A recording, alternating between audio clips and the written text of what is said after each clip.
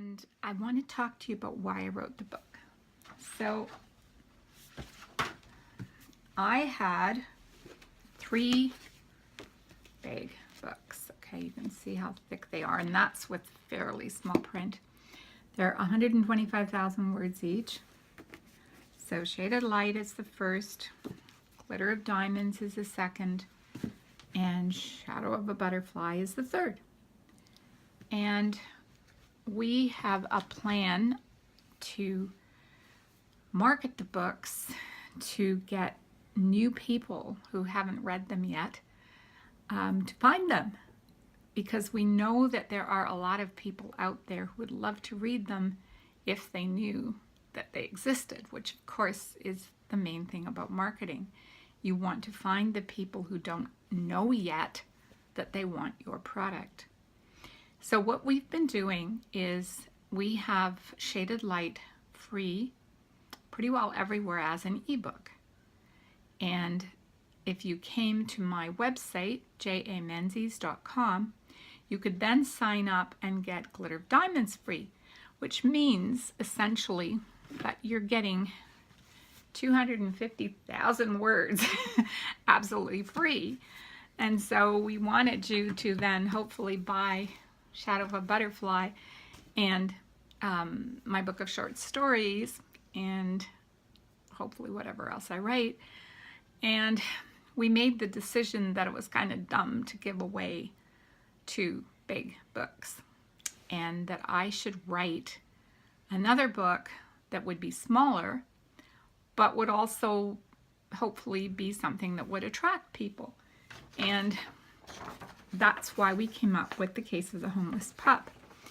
Now it's a novella, which means it's really a small book as opposed to a novel, which is usually I don't know, 60,000 to whatever size Harry Potter is. Some of the fantasy novels that are, you know, that thick. But mine are actually, the 125,000 words is actually on the high side. Majority of novels are somewhere between 50 and 100,000 words.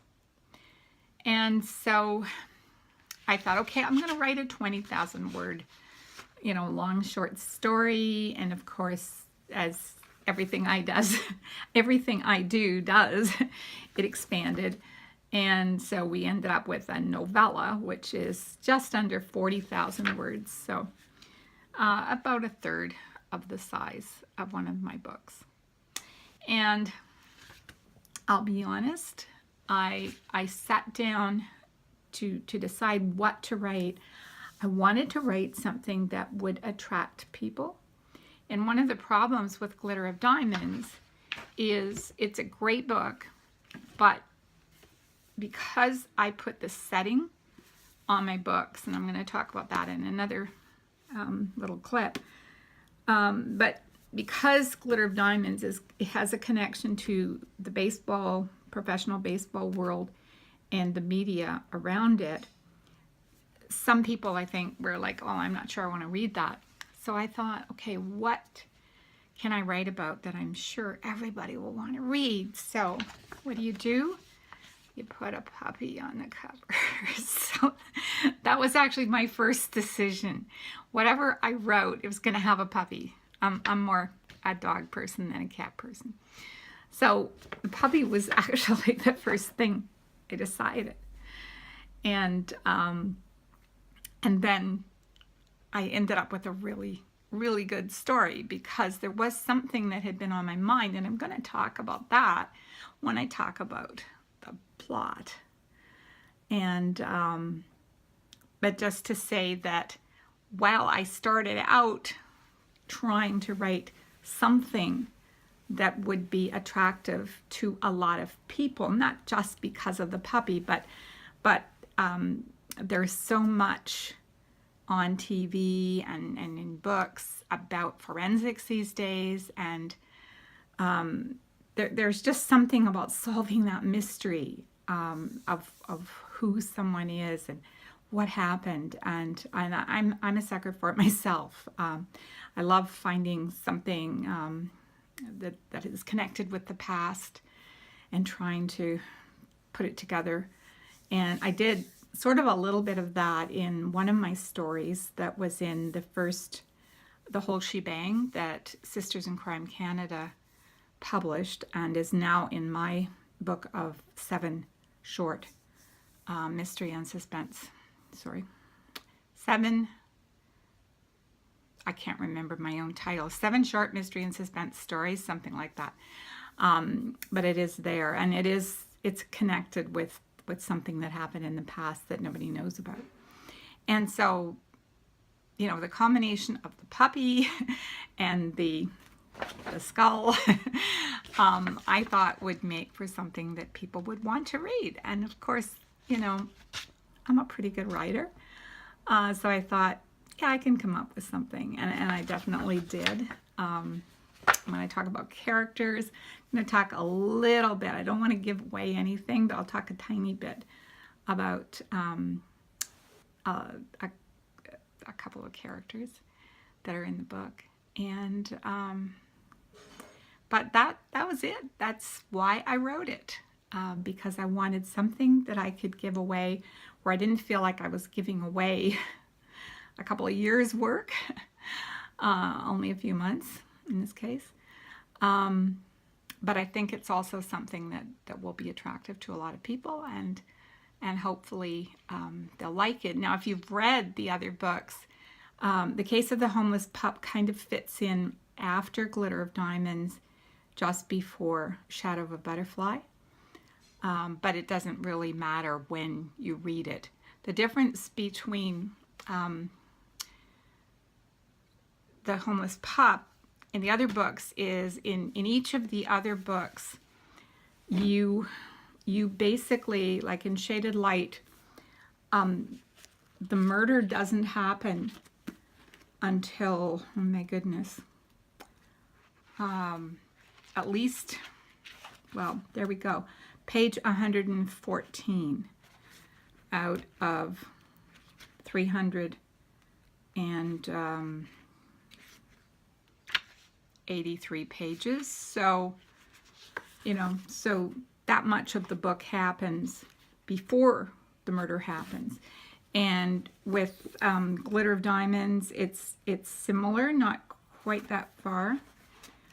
But, so basically you meet the people and you get to know them.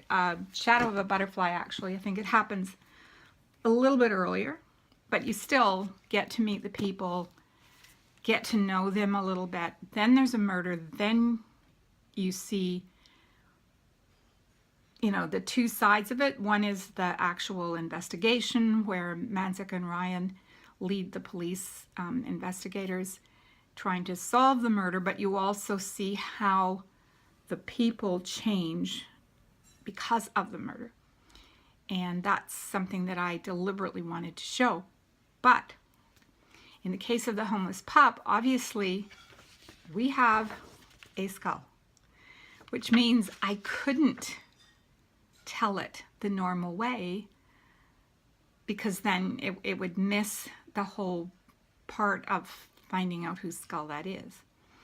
And so this particular idea that I had fit beautifully into writing a shorter piece, because I didn't need to write all that preamble. Yeah, it would have been interesting because my characters are good, but in this case it wasn't needed. And I also have a short story about 5,000 words called The Case of the Sneezing Accountant, which I wrote a while back, which also has Manzik and Ryan in it, and obviously it's really short. So anyway, that's my introduction to the book, and hopefully you'll stick around and check out the videos. I'm going to talk about 4 areas of writing that I think would be of interest to readers as well as to writers. This is, I don't know if you can read this or not, but this is my recipe for fiction. Whether you're writing a scene, a story, or a mystery, scene, a story, or a novel, these are what I've got called my key ingredients.